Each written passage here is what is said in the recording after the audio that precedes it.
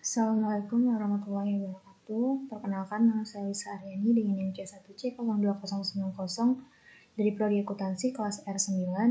Di sini saya akan menjelaskan materi tentang pengantar akuntansi keperlakuan, yang dimana dosen pengampunya yaitu Bapak Wirmi Eka Putra SE MSI. Pembahasannya yang pertama yaitu adalah pengertian akuntansi keperlakuan, perbedaan akuntansi konvensional dengan akuntansi keperlakuan, aspek akuntansi keperlakuan. Yang keempat ada perkembangan sejarah akuntansi keperlakuan. Yang kelima landasan teori dan pendekatan akuntansi keperlakuan. Pengertian akuntansi keperlakuan yaitu merupakan kombinasi antara ilmu akuntansi dengan bidang ilmu lainnya seperti ilmu sosial dan psikologi. Dalam bidang ini terdapat korelasi dan kaitan antara perilaku manusia dengan efek yang dipertimbangkan akan timbul dalam pengumpulan data-data akuntansi. Oleh karena itu, dengan kata lain, akuntansi keperlakuan merupakan suatu bidang ilmu yang digunakan oleh stakeholder dalam pengembalian keputusan dan juga memberikan pelajaran tentang bagaimana akuntansi memberikan pengaruh terhadap perilaku manusia. Lingkup akuntansi perilaku sangat luas, meliputi perilaku manusia dalam mendesain, membangun dan menggunakan sistem akuntansi, pembelajaran dari reaksi manusia terhadap format dan isi laporan keuangan, cara informasi untuk pengembalian keputusan, teknik pengembangan pelaporan sebagai alat komunikasi pengguna, serta pengembangan strategi untuk memotivasi dan menularkan perilaku, aspirasi, dan tujuan kepada penggerak organisasi.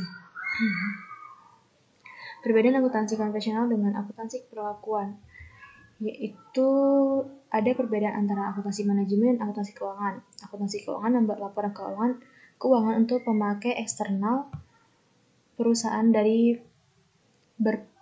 berpedoman pada standar yang berlaku umum, sedangkan akuntansi manajemen membuat laporan keuangan untuk kepentingan manajerial sebagai bahan evaluasi kinerja perusahaan.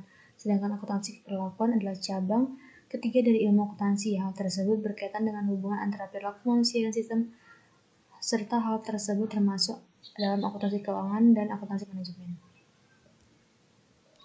Selanjutnya, aspek akuntansi keperlakuan. Akuntansi keperlakuan ini tentu saja memiliki berbagai aspek penting seperti cabang-cabang ilmu lainnya. Oleh Skiff dan Lewin tahun 1974, ada 5 aspek penting dalam bidang ilmu akuntansi. Di antaranya sebagai berikut. Yang pertama ada teori organisasi dan keperlakuan manajemen. Yang kedua ada penganggaran dan perencanaan. Yang ketiga pengembalian keputusan. Keempat pengendalian. Yang kelima pelaporan keuangan. Selanjutnya yaitu perkembangan sejarah akuntansi keperlakuan.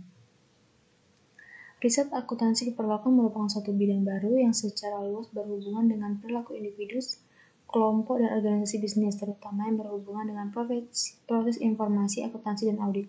Riset akuntansi keperlakuan merupakan suatu fenomena baru yang sebetulnya dapat ditelusuri kembali pada awal tahun 1960-an, walaupun sebetulnya dalam banyak hal riset tersebut dapat dilakukan lebih awal. Sebagai contoh, sejarah akuntansi telah menunjukkan karya Luca Pacioli telah membahas tentang sistem pembukuan berpasangan. Riset akuntansi keperlakuan meliputi masalah yang berhubungan dengan yang pertama, pembuatan keputusan dan pertimbangan oleh akuntan dan auditor. Yang kedua, pengaruh dari fungsi akuntansi. Yang ketiga, pengaruh hasil dan fungsi tersebut. Selanjutnya, landasan teori dan pendekatan akuntansi keperlakuan. Ruang lingkup riset ini di bidang akuntansi keperluan sangat luas, bukan hanya meliputi bidang akuntansi manajemen, tetapi juga menyangkut bidang etika, audit, sistem informasi akuntansi, bahkan juga akuntansi keuangan. Oleh karena itu, akuntansi keperlakuan bisa dikatakan sebagai sub bidang ilmu akuntansi yang cukup kompleks karena adanya kombinasi dari beberapa sub bidang ilmu lainnya. Selanjutnya, landasan teori pendekatan akuntansi keperlakuan yaitu adanya dari pendekatan normatif ke deskriptif dan dari pendekatan universal ke pendekatan kontingensi. Yang pertama, dari pendekatan normatif ke deskriptif, yaitu pada awal perkembangannya desain riset dalam bidang akuntansi manajemen masih sangat sederhana, yaitu hanya fokuskan pada masalah-masalah perhitungan harga pokok produk.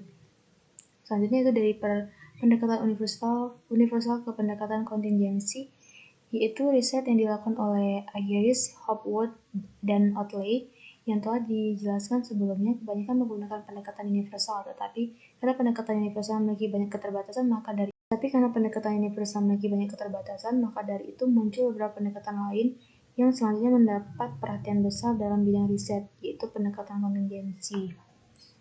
Kesimpulannya yaitu akuntansi perilaku merupakan suatu sub bidang ilmu yang termasuk ke dalam akuntansi manajemen dan akuntansi keuangan.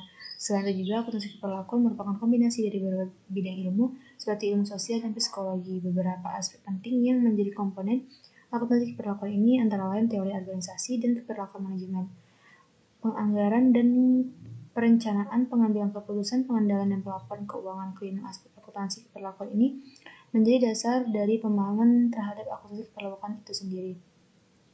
Akuntansi keperluan sendiri telah mengalami perkembangan yang signifikan sejak 25 tahun belakangan ini, mulai dari ditemukannya berbagai riset mengenai akuntansi oleh Luca Pacioli, muncul lagi riset mengenai pengaruh anggaran terhadap perilaku dari pelaku bisnis, hingga riset-riset lainnya yang menyelidiki tentang pengaruh fungsi akuntansi terhadap perilaku 9856. Sekian presentasi dari saya.